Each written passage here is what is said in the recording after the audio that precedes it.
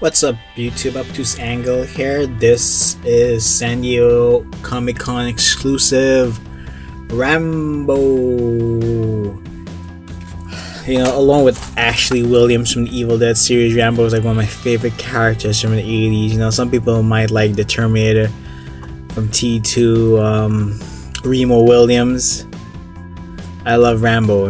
Rambo is my guy, man. That's the guy I grew up worshipping.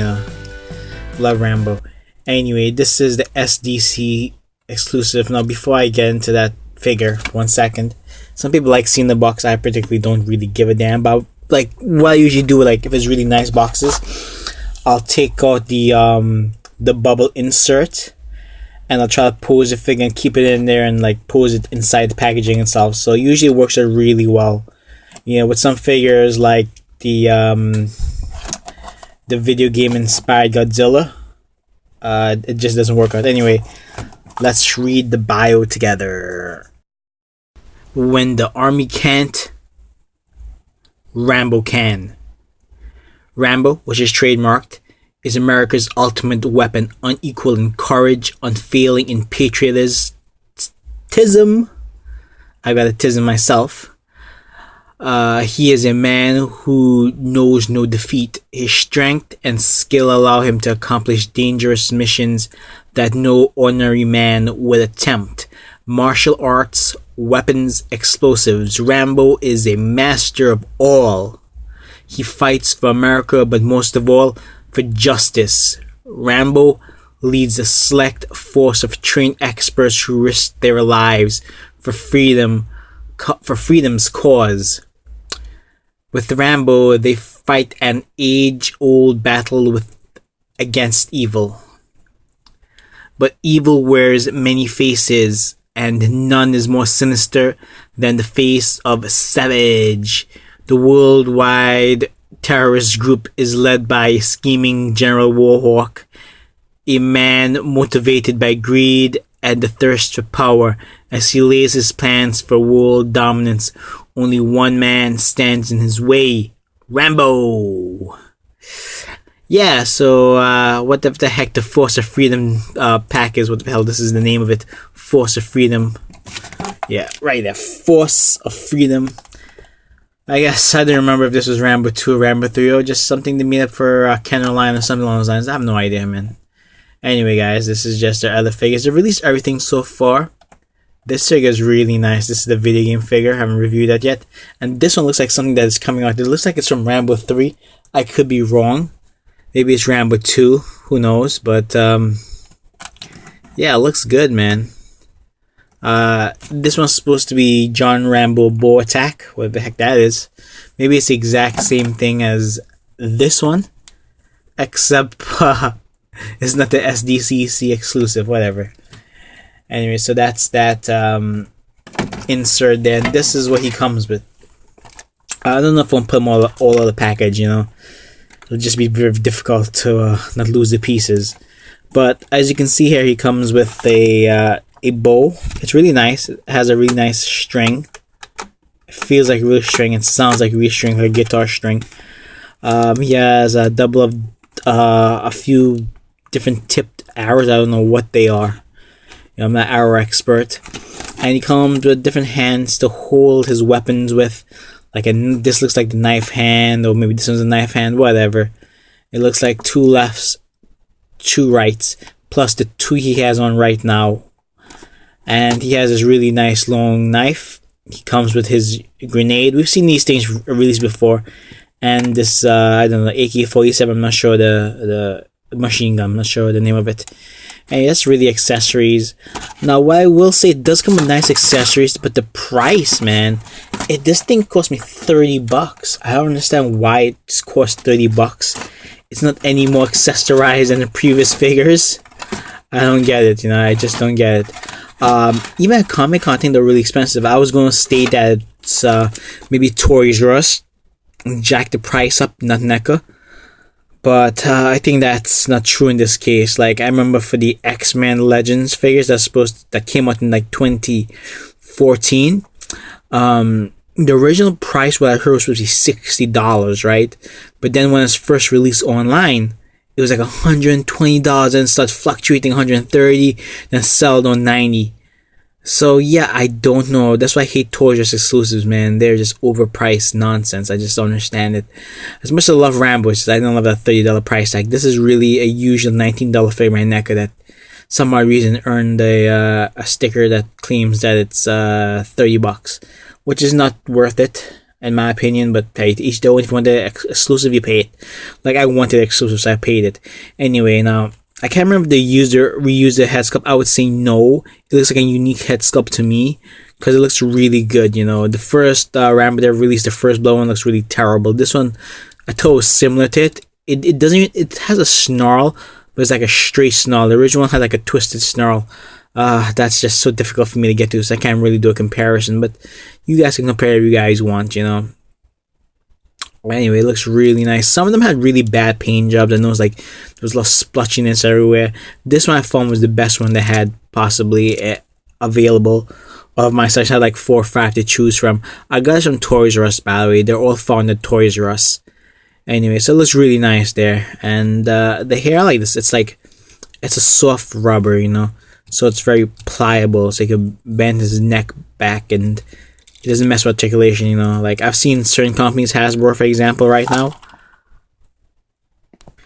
Like I've seen what Hasbro has done. They have basically taken with really hard rubber or really hard plastic for the hair. It's just not necessary. I mean, they use soft plastic for the bodies. I'm talking about Hasbro, right? But yeah, you use really hard plastic for the hair. It just doesn't make sense, does it? Those guys. Anyway, I'm just giving you a brief shot of the body. Now, this section looks like it's reused from a previous Rambo figure. Yeah, it looks like the first Blood Part 2 figure it's reused from. I'm not sure about upper torso. I see some scarring, but it does look familiar. Maybe it's the same torso.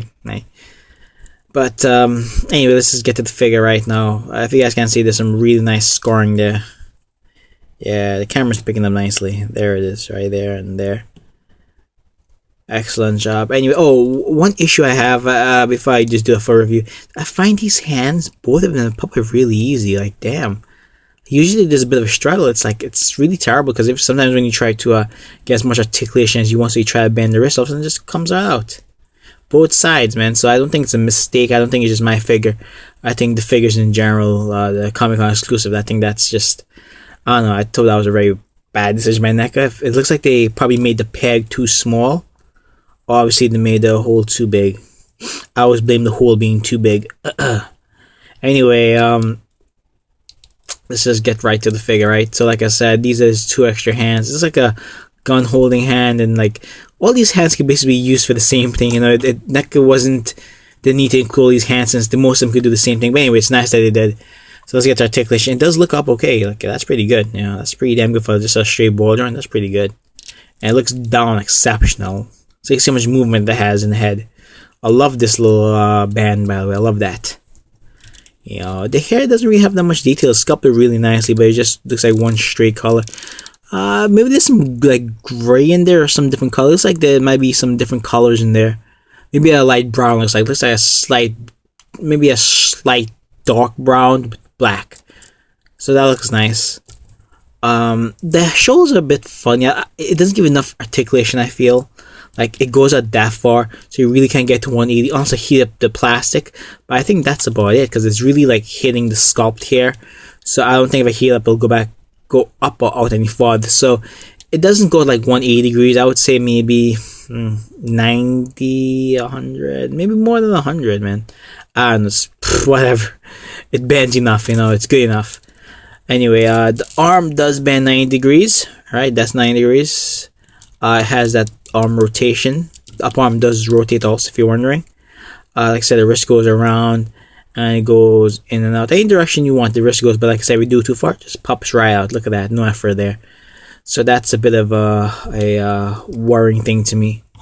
Same thing on the other side. You need to see the other side, but you get how the hands pop in and out, right? Like, damn, that's it. There you go, that's it. And now I find the ab crunch, the diaphragm joint, really nice. You know, there's no ab crunch, there's just a diaphragm joint, but it looks really well. Like it goes back pretty far. That's excellent, and it crunches really far forward, man. Excellent job. So when he drops his little, I don't know, his nickel, he can look for it in the ground, you know. So that's excellent job by NECA. It has a diaphragm joint turns, and I don't think there's a waist rotation. I don't feel there's a waist rotation. So diaphragm joint handles everything exceptional.